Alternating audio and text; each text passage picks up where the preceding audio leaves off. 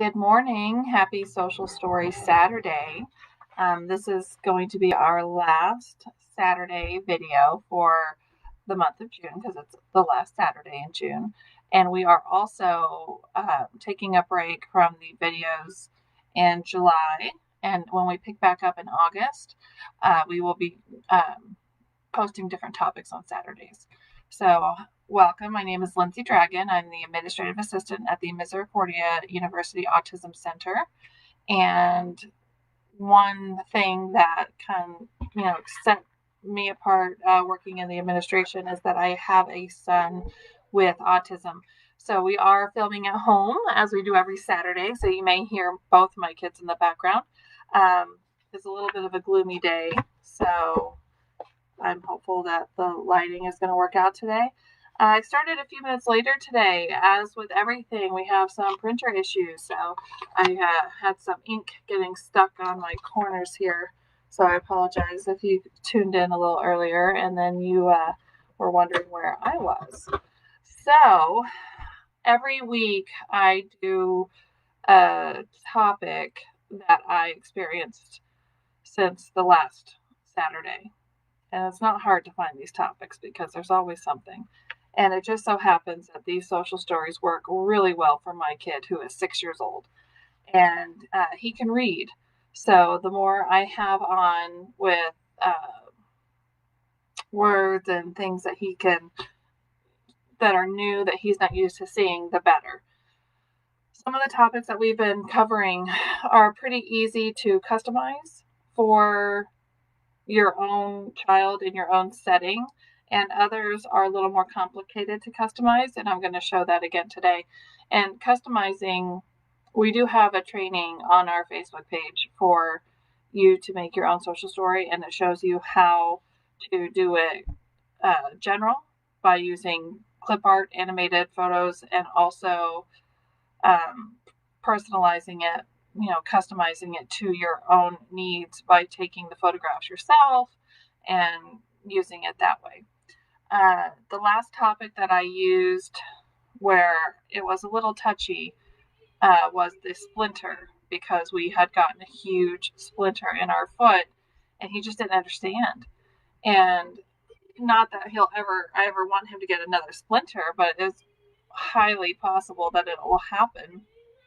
But I just thought it was neat to break that down, that specific topic, as how I could have handled it better for the next time and also for my husband, my family. So one thing that we focus on in my son's therapy all the time is when he hears a child crying, he will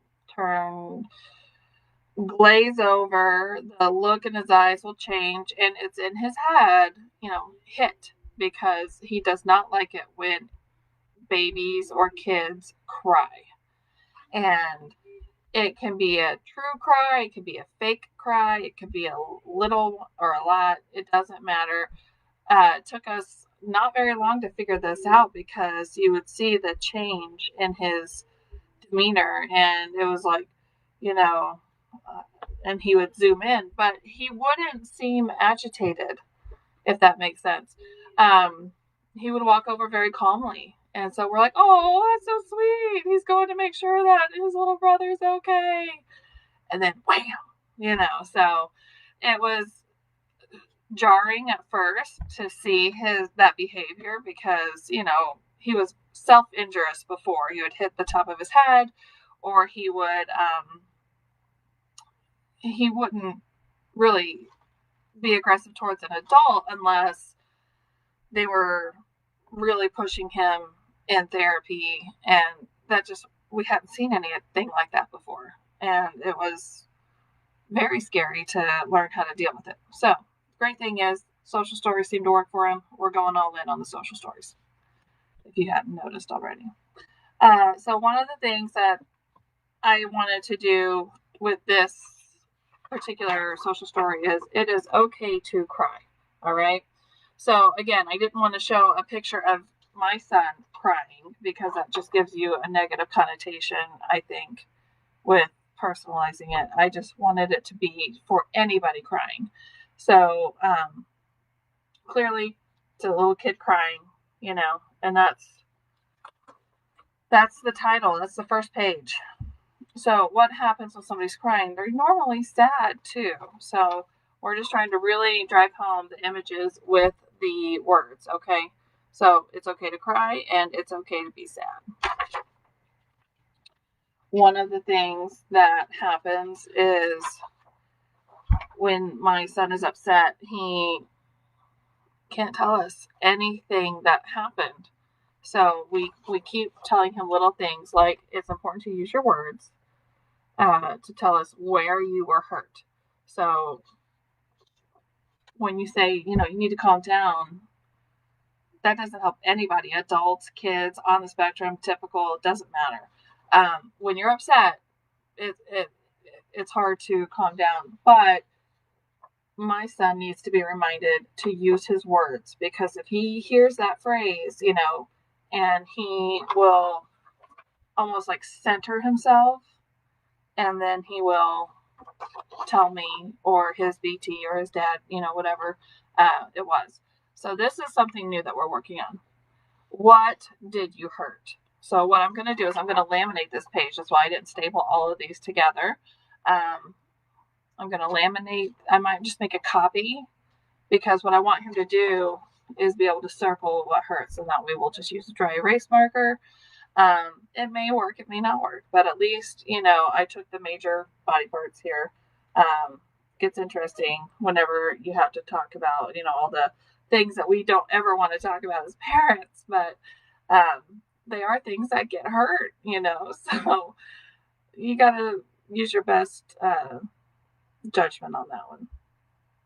So if he sees, we can block, two of the, block one of these and, do one at a time, one column at a time, until we can figure out what it is that hurts if he can't tell us. Another thing that happens is, say I'm doing the dishes and then the kids come crying. It's like, I've been in here for 3 minutes. I haven't even done the dishes yet. I got the water warm. I found the sponge down in the sink underneath the dishes, and may have just unloaded the dishwasher, so I really haven't gotten to start the dishes yet. So sometimes I'm like, where were you? What did you do?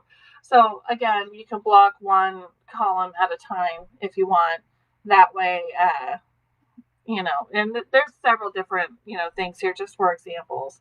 But the most common for us is, he tripped, he stubbed his toe, or he stepped on a Lego. I mean, that is for real pain. So we really have to, I don't know, we're just going to go with this and see what happens. And that's how so much, I think, of the tools that we're using as parents are used. It's like, we just got to wing it. We don't, as we are very fortunate to have a behavior technician, which is, a version of a TSS, but with more training and experience. And that's something that we've been lucky to have. But they're not here with us all the time. They're not here with us today. It's a weekend. They're not here with us last night when we had meltdowns, over Domino's pizza and crust. You never know what the meltdown is going to be that day. So, my son's BT went over this with me yesterday. We tackle each week. We tackle a subject. So sometimes, you may have, got his finger stuck in the screen door when it closed, or, something that it just isn't that, demanding. It deserves your attention, but sometimes it might just need a kiss. So let's stick with that as much as we can, right? But when you're in a school setting, a kiss isn't going to be appropriate. So sometimes it might need a kiss, but sometimes, I might need a Band-Aid. All right. So there's a Band-Aid. I thought about sometimes, like, if I'm bleeding, and I thought, well, maybe we're working on it together. It's probably not the best idea to say, well, when you see blood, so think about what you're putting in there. But like, say if he was at school or daycare, a lot of times you just may get soap and water to make it feel better. And we all know that cold water really helps numb and everything, but especially if you had like a dirty wound from somebody scraping their knee, or, falling face first, and you never know. And so it's just little things like that it's just trying to generalize it just to help them communicate and understand. Because when you don't understand something, think of it as if you're in school, when we were in school, and or at work, and you're given an assignment, you're like, I have no idea what's going on. Like, that's never a good feeling, ever. And imagine that all the time, and really just not being able to communicate. I had a couple Spanish classes in college, and they only spoke Spanish. It was super confusing. But what happens is you end up checking out. Like, I don't know what you're talking about. So I'll go look at my phone. They didn't have those all the time when I was in college. Anyway, so just try to put yourself in their shoes when you are working with them on getting their communication out. Teach, don't punish. So if Jackson is upset, he will act out aggressively because that's how he can get his feelings across. That he's not hitting me to be mean, or hitting his brother when his brother's crying to be mean. But it's the only way that he can understand to act at the moment, and that's our job to help. And that was from the executive functioning training that we did this past week. So, and it's very simple to end it. Is after I feel better, I can go play again. And this is very fluid. You can change this as it goes. These photos are very, very immature, childlike. As things grow with your child, you can redo the same thing. Just make it more tailored to them. Update the photos. It can still be clip art, but they could be a little bit more mature, or you can just use photos. But remember, as much positivity as possible to help these kids understand what's going on. And it's just a great tool. I really hope that everybody has liked these videos, because it's been, fun and challenging doing them. And I was very cautious prior to using them myself. I'm like, okay, just for big things like going to the dentist, or, things along that nature, starting school, different from daycare. But that isn't, you can use it for so many different things. So definitely do what works for you. If you have any questions, we are so happy to help. We have so many people within the community who are licensed, behavior analysts, and everybody who's willing to help us put these things together. And we're compiling a decent sized library, so that if you ever had an issue, we might just be able to email it to you really quickly. So always think of us as a resource if you can. And, with everything with COVID-19, who knows when we'll be up and running again. These webinars are fantastic to get the information out there. But the face-to-face community aspect of our Autism Center is going to be it's going to look very different once we re-enter and start doing everything. I know we're in phase green, but Pennsylvania is, but that doesn't mean we're good to go. So we'll see what happens in the upcoming months, and hopefully we can start our programs just as soon as possible. So if you have any questions for me, my name is Lindsay, and my email is ldragon@misericordia.edu. If you have any general questions for the Autism Center at Misericordia, you can email us at autism@misericordia.edu. And we hope you've enjoyed these so far. And if you have any questions, again, let us know. And our phone number is 570-674-8200. Okay?